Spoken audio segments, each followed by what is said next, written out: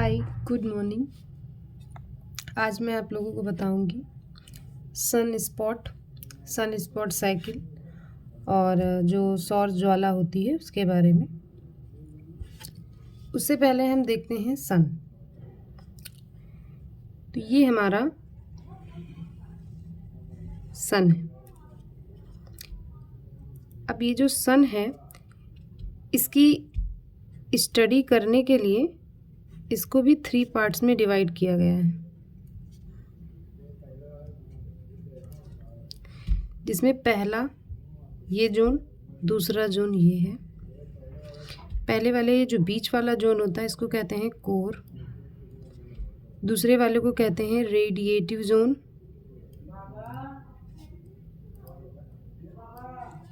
तीसरे वाले को कहते हैं कन्वेक्टिव जोन। अब इसमें से सबसे ज़्यादा टेम्परेचर जो होता है वो कोर जोन का होता है। हाई टेम्परेचर होता है इसका।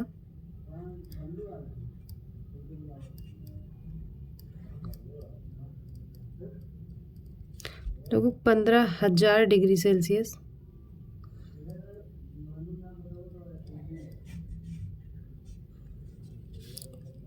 ये जो कोर जोन है इसी में हाइड्रोजन और हाइड्रोजन दोनों मिलकर के हीलियम को बनाते हैं, यानी इसे कहते हैं न्यूक्लियर फिजन, हिंदी में नाभिकीय संलयन। संलयन का मीन्स होता है मिलना। संलयन का मीन्स होता है दो लोगों का मिलना। जैसे मान लीजिए ये आपने एक आटे की लोई बनाई, दूसरी लोई इसके बगल में रख दी, दोनों को मिला दिया, बड़े आटे की लोई बन गई। इसे ही कहते हैं संलयन। अब मान लीजिए ये हाइड्रोजन का एटम है, ये हाइड्रोजन का एटम, दोनों मिला करके बन गया हीलियम। तो इसमें क्या होता है, कोर में, इसमें हमेशा हाइड्रोजन मिल करके हीलियम बनाते रहते हैं, हाइड्रोजन के एटम्स मिल करके हीलियम बनाते रहते हैं। इसे ही कहते हैं नाभिकीय संलयन। तो यानी इसमें जो ऊर्जा उत्पन्न होती है वो नाभिकीय संलयन के कारण ही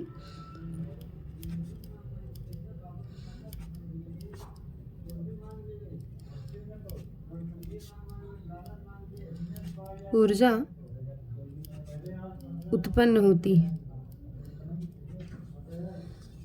मुझे आशा है कि आप समझ गए होंगे। अब उसके बाद हम बात करते हैं रेडिएटिव जोन की। किसकी बात करूंगी हम? रेडिएटिव जोन की। अब ये जो रेडिएटिव जोन होता है तो इसके नेम से ही पता चल रहा है कि इसमें रेडियो एक्टिव से रिलेटेड कुछ है, यानी कि रेडियो एक्टिव। अब आपको पता ही होगा रेडियो एक्टिव जो मैटर्स होते हैं, रेडियो एक्टिव जो पदार्थ होते हैं उनसे 3 किरणें निकलती हैं, अल्फ़ा, बीटा, गामा। अब अल्फ़ा पॉजिटिव होती है, बीटा नेगेटिव होती है और गामा जो है वो उदासीन होती है, न्यूट्रल होती है।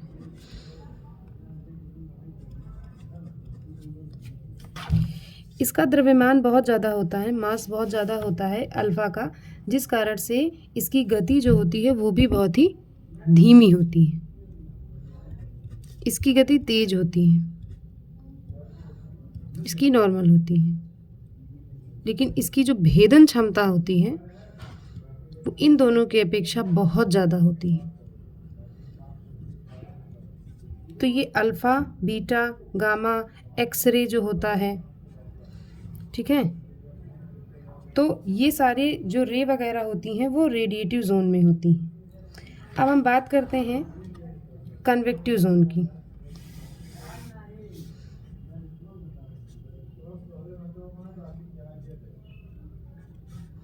जो कि सन का सबसे लास्ट का जोन है। इसमें सेल्स होती हैं, ये कई सारी सेल्स से मिलकर बना होता है। इसमें बाहर की ओर कई सारी सेल्स होती हैं, ये सेल्स से बना होता है, ऐसे ऐसे करके इसमें सेल्स होती हैं,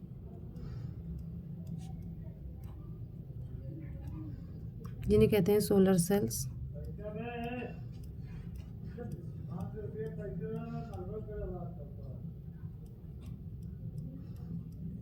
अब क्या होता है, मान लीजिए कोर है, कोर में कभी कभार इतना ज़्यादा टेम्परेचर बढ़ जाता है, हाइड्रोजन हाइड्रोजन मिल करके इतना ज़्यादा हीलियम बनाने लगते हैं कि एनर्जी इतनी ज़्यादा हो जाती है कि यहाँ से सौर ज्वाला निकलने लगती है, बहुत ज़्यादा गर्म हो जाती है, जिसकी वजह से एनर्जी बहुत ज़्यादा निकलने लगती है और इसमें हो जाता है विस्फोट। तो विस्फोट एक्सप्लोजन की वजह से क्या होता है, यहाँ से गर्मी जो है वो बाहर निकलती है और यहाँ कन्वेक्टिव जोन की जो सेल्स हैं इनसे बाहर निकलने लगती है। ऐसे ऐसे करके जो गर्मी है वो ज्वाला के रूप में बाहर निकलने लगती है इन्हीं सेल्स से। तो इसे ही कहते हैं सौर ज्वाला। क्या कहते हैं? सौर ज्वाला। इसे ही कहते हैं सौर ज्वाला। अब सौर ज्वाला में क्या होता है कि कुछ ऐसी ज्वालाएं होती हैं जो 6000 डिग्री सेल्सियस या उससे ज़्यादा होती हैं, तो वो तो चली जाती हैं आगे तक। लेकिन जो 6000 डिग्री सेल्सियस से कम होती हैं, 4000 डिग्री सेल्सियस, 3000 डिग्री सेल्सियस, उनको क्या करता है, सूरज वापस बुला लेता है, चलो इधर चलो, तुम्हें नहीं जाना।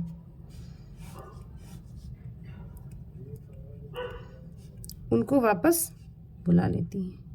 अब मेन बात इसमें समझने की ये है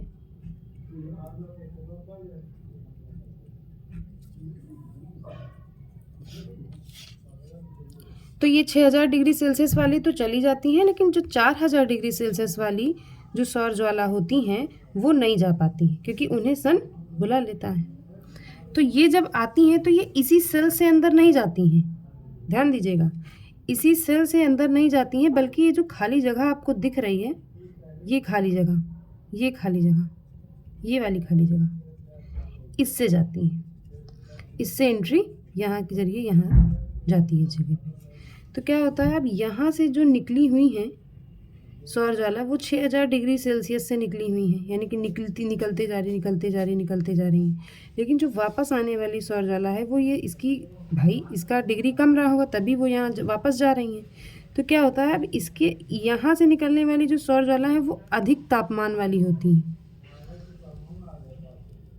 और यहाँ वाली कम तापमान वाली होती हैं, जिसकी वजह से ये ज़्यादा चमकीली दिखाई देती हैं और ये कम चमकीली दिखाई देती हैं। यानी इसमें चमक ज़्यादा होती है और इसमें चमक उसकी अपेक्षा कम होती है।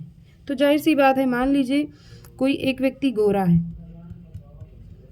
ठीक है, और एक व्यक्ति महागोरा है, कौन ज़्यादा दिखाई देगा? तब गोरे वाले की वैल्यू कम हो जाएगी महागोरे के आगे, यानी वो चमकदार ज़्यादा दिखाई देगा, गोरा वाला भी गोरा नहीं लगेगा, कहेगा इसके अपेक्षा तो ये कम ही गोरा है, ठीक है। तो इसी तरह ये है कि यहाँ पे चमक ज़्यादा आ जाती है, यहाँ पे चमक जो है वो कम आ जाती है। इसे ही कहते हैं सोलर स्पॉट। क्या कहते हैं? Solar spot. अब यहाँ पे जो सोलर स्पॉट होता है वो अलग होता है। अब जो मून में जो स्पॉट पड़े होते हैं उनका कारण अलग होता है। अगर आप जानना चाहते हैं तो मैं उसका भी बता देती हूँ। जैसे कि ये मून है, तो मून का थोड़ा सा अलग वो है, क्योंकि मून जो होता है उसके चारों तरफ वायुमंडल नहीं है। वायुमंडल यानी कि एटमॉस्फेयर,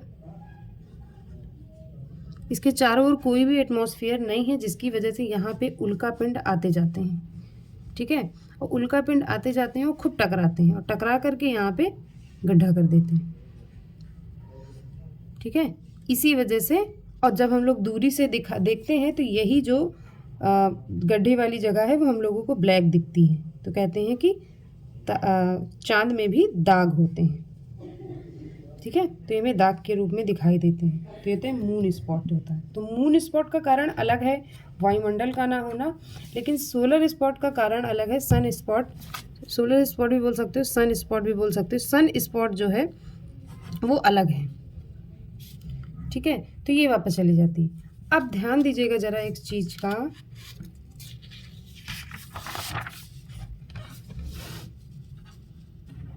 मान लीजिए ये आपका कन्वेक्टिव जोन है जिसमें सेल्स बनी हुई हैं, ठीक है, छोटी बड़ी भी होती हैं सेल्स। ये है आपका कन्वेक्टिव जोन, ठीक। अब ये जो कन्वेक्टिव जोन है, यहाँ से सौर ज्वालाएं निकल रही हैं। अब सन के चारों चक्कर कौन लगाता है? पृथ्वी। तो हम लोग भाई पृथ्वी पे रहते हैं तो उसी की स्टडी करेंगे। अब ये मत पूछेगा ये सब कहाँ जाते हैं, बुध, तो इसमें गर्मी बढ़ती है और इसमें क्या होता है, इसकी स्टडी हम बाद में क्या देखेंगे, पहले हम जिस ग्रह पे रहते हैं उसके बारे में देख लेते हैं। तो ये हमारी है पृथ्वी, ठीक है, ये हमारी क्या है? पृथ्वी। अब यहाँ से सौर ज्वाला निकल रही है, सौर ज्वाला जो है वो निकलते जा रही है। तो यहाँ पे क्या होता है कि सौर ज्वाला जो है ये आती है और यहाँ पे किस कारण की मतलब जैसे कि किस वजह से सौर ज्वाला जो है वो पृथ्वी के अंदर नहीं जा पाती, बता पाएंगे आप? क्योंकि इसके चारों ओर एटमॉस्फेयर है। क्या है? एटमॉस्फेयर है इसके चारों ओर। तो इसके चारों ओर एटमॉस्फेयर होने की वजह से इसमें जो सौर ज्वाला है वो जा नहीं पाती है। जा नहीं पाती है क्यों? अब देखो क्या होता है, जब सौर ज्वाला यहाँ से जाने लगती है तो इससे इसके वायुमंडल से रगड़ खाती है, यानी कि टकरा जाती है। तो टकराने के बाद सबसे पहली बात तो एक आवाज़ आती है। क्या आती है? आवाज़। उसको कहते हैं क्वेसर, क्वेसर उसे कहते हैं क्वेसर। देख लीजिएगा कहीं और भी लिखा कुछ मिल सकता है, क्वेसर कहते हैं, ठीक है। अब मान लीजिए ये सौर ज्वाला आगे बढ़ी तो इसे टकरा गई तो उससे आवाज़ आई तो क्वेसर कहते हैं। लेकिन टकराने के बाद पता है इससे एक बहुत बढ़िया एक प्रकाश उत्पन्न होता है, एक बहुत ही अच्छा एक प्रकाश उत्पन्न होता है।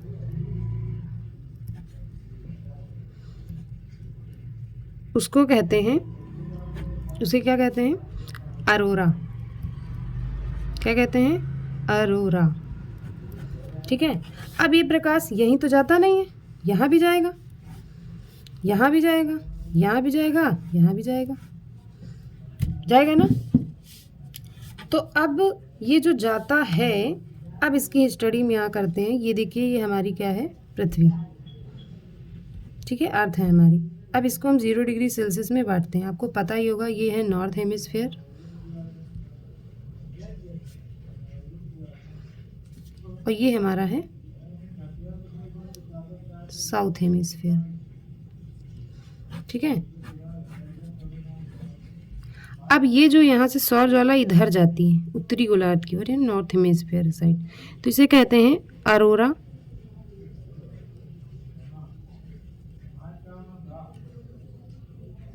ऑस्ट्रियोलिस। इसको कहते हैं अरोरा बोरियोलिस, बोरियोलिस, ठीक है। अरोरा बोरियोलिस, अरोरा ऑस्ट्रियोलिस। सॉरी, ये वाली ऑस्ट्रियोलिस होती है, आई एम सॉरी। अरोरा ये जो नीचे जाती है इसको कहते हैं ऑस्ट्रियोलिस, इसको कहते हैं बोरियोलिस, बोरियोलिस, ठीक है। तो ये वाली जो ऊपर जाती है इसको कहते हैं अरोरा बोरियोलिस, नीचे वाली को कहते हैं अरोरा ऑस्ट्रियोलिस। तो ये एक प्रकाश होता है जिसको उत्तरी गोलार्ध में अलग बोलते हैं, दक्षिणी गोलार्ध में अलग बोलते हैं।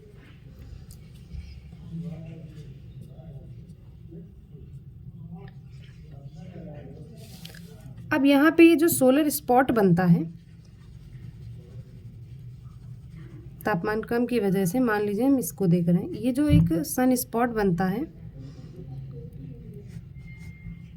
अब इसके ये जो सन स्पॉट होता है ना, इसके भाई सन स्पॉट ये हमारे लिए ना, और तो टेम्परेचर है ही इसका, तो इसके चारों धीरे धीरे अगर इसको देखा जाए तो इसके चारों ओर एक वो होता है, हल्की सी शाइनिंग होती है, इसको कहते हैं पेनेम्ब्रा,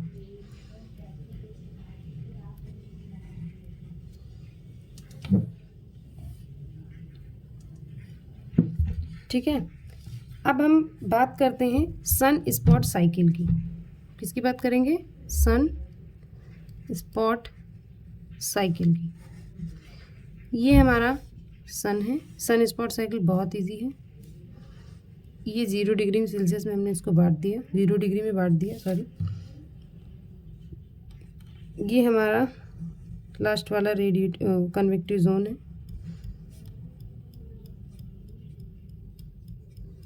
ठीक है। अब 0 डिग्री से 40 डिग्री सेल्सियस ऊपर देखा जाए नॉर्थ, और नीचे देखिए 40 डिग्री सेल्सियस 40 डिग्री साउथ।